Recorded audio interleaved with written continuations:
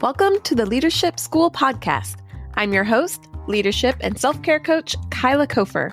Here at the Leadership School, you'll hear leaders from around the world sharing their stories and expertise on how to lead with balance and integrity. Our goal? Teach you how to be an extraordinary leader.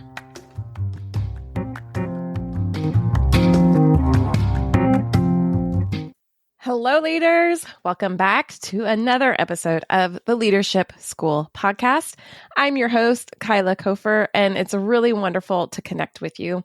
So great. In fact, I'd really love to hear from you. So shoot me an email. You can send me an email to kyla@lifecoachkyla.com.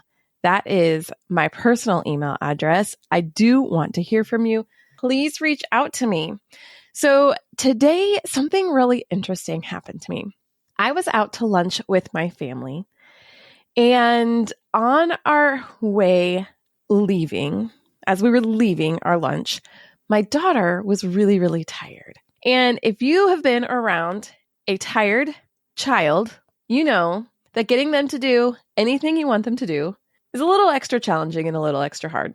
So we finally made it to our truck, and I'm standing next to the truck with the door open in an empty parking space. So we're parked in one space. There's an empty space next to us, and I'm standing in that space with the truck door wide open. She's in the front seat. I'm trying to get her to move back to her car seat. It is a little tricky because she's tired. She doesn't want to do it. She just wants to sit there and cry and whine and complain. I get it. Sometimes I want to do that too, but I really needed her to move. So I'm just standing there trying to be patient, trying to encourage her to get in her seat, use all the tricks that I know. And while I'm doing that, a woman pulls up in the empty space.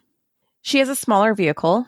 The space is large, and she's got plenty of room for her vehicle. So I don't worry about it. I just stand there. I let her pull up.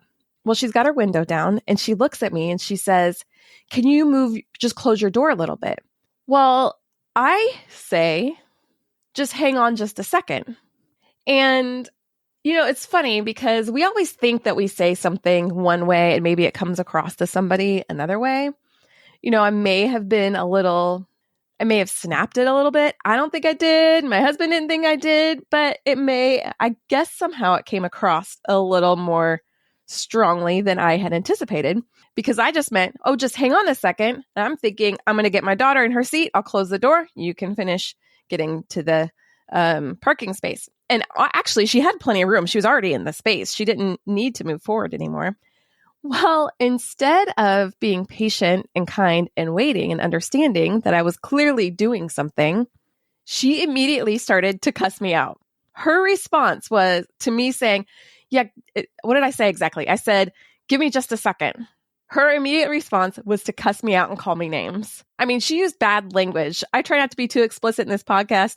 Sometimes I might not do that so well, but I don't really need to tell you all the words that she said. They were not kind words.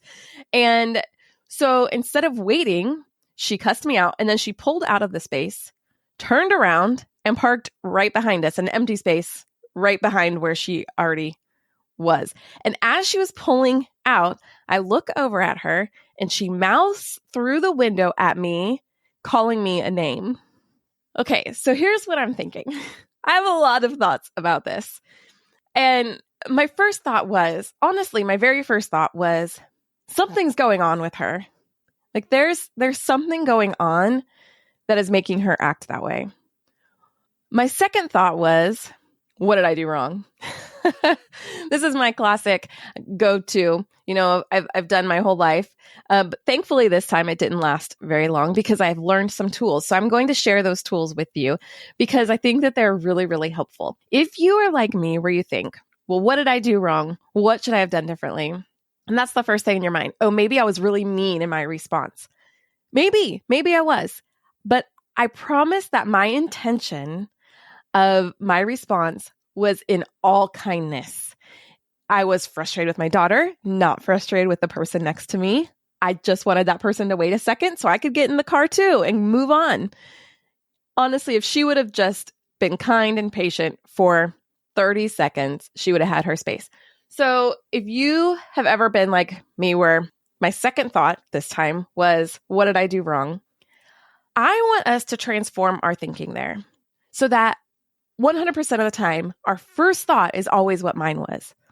What is going on in this person's life that she did a lot of things. We're going to break it down. Let's break down all of things that happened. And I don't know her, obviously. I have no idea what was actually going on in her mind. But I am going to talk about what could have possibly been going on her mind. I want to be curious here. I want to wonder. I wonder. That's always a good question. My friend Holly, thank you, Holly Rankin's for that question. But I wonder what was going on in her mind. I wonder if she had just come from a situation where she had been yelled at about something. If maybe she was a woman, maybe her late 40s. So maybe she has spent a lot of her life being degraded and talked down to. If you've been treated like that, that would be your first response. Maybe she was stressed. Maybe she, because for some reason, when I said, hang on just a second, she took that as I had attacked her with my words. Maybe she had a family member with COVID and she was running to go get something. I don't know. She was headed to Starbucks. So I don't know. Maybe she needed to get some coffee for somebody. But what was going on with her that caused that kind of response? Now, this completely changes the way that I go about what I'm going to do. Because if I immediately go into, what did I do wrong? My mind is thinking something about me is bad. Something about me is wrong. Something about me needs to change. I should go apologize. I need to do something. I need to fix something about myself. I am broken in some sort of a way. But I could tell you that I am not. I have done so much of my own personal work at this point that I know that no matter what that person heard, my intention was kind. Now, does that mean if even though someone hears something and I didn't mean it that way, that we're not responsible for it? We still are. Were I interacting with this person more than her just cussing me out and running off? I mean, there was no chance to repair a relationship. There's no relationship to be had there in this particular situation. In a situation maybe with a coworker or a family member, you've got a conflict here. And we've talked about conflict resolution, and we're going to talk about it some more coming up here. But what I'm thinking is, if there is a relationship there, even if my intention was good and that person took it the wrong way, I can always come back to that person and say, I see that you heard me in a different way. Can we talk about this? Or what was going on in your mind that you heard it this way? How did you hear me say it? And then I can come back and go, oh my gosh, I am so sorry that you heard it that way. I did not mean for it to come across so harshly. I actually was just frustrated with my daughter, and I guess that came out at you. I was not even thinking about that. I was not intentionally trying to hurt you or harm you in any way. And then you can repair that relationship and move on.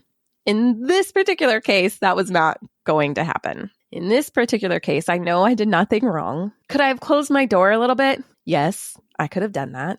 But I was focused on something I needed to focus on, which was my child. And my child was the priority in that moment. So that leaves me to ask a lot of more questions. I wonder what was going on in this person's life that she took it so harshly. I wonder, was there something that this person saw that I didn't see? What was happening? I wonder, I'm curious, what makes this person think that other people are out to get them? And that completely changes the situation for me. Now I'm no longer thinking about, I'm a terrible person. I'm also not thinking she's a terrible person, because that would be a really easy path to go down, right? She was cussing me out in a parking lot for standing there and not closing my car door quick enough for her. I could quickly go down a path of calling her names. But when I do that, now I'm becoming her. Now I'm becoming that same exact thing that I was judging. And declare I was actually judging her because I was asking all these questions. But if we go down that path of saying, oh, what a blankety blank kind of person that she would act like that around me, then who am I being in that moment? I'm not being a kind, compassionate leader. I'm being a selfish, quick to judge person. And that's not who I want to be personally. I want to be somebody who leads with kindness, empathy, compassion. So to do that, we got to practice. That means we're practicing at all times. We are practicing with our kids. We are practicing with our friends. We are practicing at the restaurants, at the grocery stores. We are practicing in the parking lots after lunch, that when someone comes up to us and treats us in a way that we don't feel like we deserve, that we can ask, what does kindness look like in this moment? For this, kindness meant really just getting out of her way. And I couldn't in that moment. She'd already turned around and parked, but it meant that I wasn't going to go chase her down. I wasn't going to let my husband turn around and give her an earful. We weren't going to try and cater to her needs. That's not healthy either. We sat in our car. We waited until she was clear and passed so we could move on our day in safety and not be concerned about her. But also that's keeping her safe too, right? It's keeping her safe from kind of our anger. We were kind of upset. I mean, when someone cusses you out in a parking lot, it doesn't make you feel all happy, full of roses, you know? We felt harmed and misjudged and kind of attacked. But if we just take the time to take a breath, to take a step back and a moment to think, what can I do in this moment? What is the right thing in this moment? It's not putting blame or responsibility on someone. It's not having to say this person's responsible for something or for me or for my actions. I'm not responsible for this person and their actions. I'm not having to make her responsible, because that could have escalated pretty quickly. I live in Tennessee. It's an open carry state. I have no idea what she had in her purse. Like, that could have escalated very quickly. It's just a tiny situation. But to be able to pause and reflect, let me just focus on my task. I can continue to send out kindness. And that's not my responsibility if that person does not believe that I'm sending out that kindness. It is not my job to go about my life trying to convince everybody that really I am kind. If people see my actions as unkind, even though everything that I'm trying to do with my being is trying to be kind, that's ultimately going to be their problem. Now, that doesn't mean that if everyone I'm around sees me as being unkind and they're telling me, hey, you're being unkind, and I'm thinking, well, I'm not, that I can't change. And that sometimes you do have to do some self-reflection. Okay, now everybody is telling me that I'm being a jerk. I don't think I am. But then why am I getting this response from everybody? What can I do differently here in this situation? So you see how here today, I mean, there's just here in my one little situation, we have a lot of different options and possibilities and ways to go. I think they're just great examples for us to just really take a moment to pause and think through, what am I trying to do here? What am I trying to convey? Who am I trying to be? How am I trying to lead? And if we're just taking those moments, we're already winning and succeeding. When we're making that effort, that's right there what we need to do to really be a great leader, because it shows that we care. It shows that we care about the people we're interacting with. It shows that we care about how we're acting and showing up in our lives. Just by taking that time to pause, do a little reflection, we're good. Also, when a situation like that comes up, we can tend to hold on to it for a really long time. So, thankfully I've practiced this a lot, but without having practiced it, I could see myself really holding on to it. Like tomorrow, next week, going, oh man, I just feel so bad. This person cussed me out, and what am I going to do differently, and how am I going to change? And that doesn't help anybody. It doesn't help me. It just makes me worried and shaming, heaping shame on top of me. It doesn't help you. Certainly doesn't help her. I'm never going to see her again, and she has no idea who I am. I think even if she saw me this afternoon in a parking lot again, she still wouldn't know who I was. I mean, maybe, but come on, let's be realistic here. Take what we can from it, learn from it, move on. And hey, maybe next time I would probably say the same thing, but I might try and make a little bit more effort.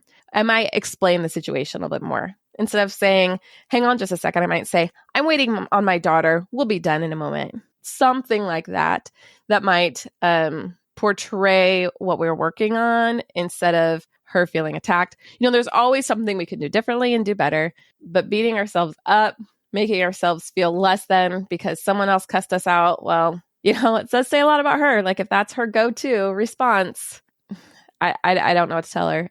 I think that I am sad that is the thing that she took out from what I was saying. I'm sad that there's something going on with her, obviously, that would make that happen or make that response come out.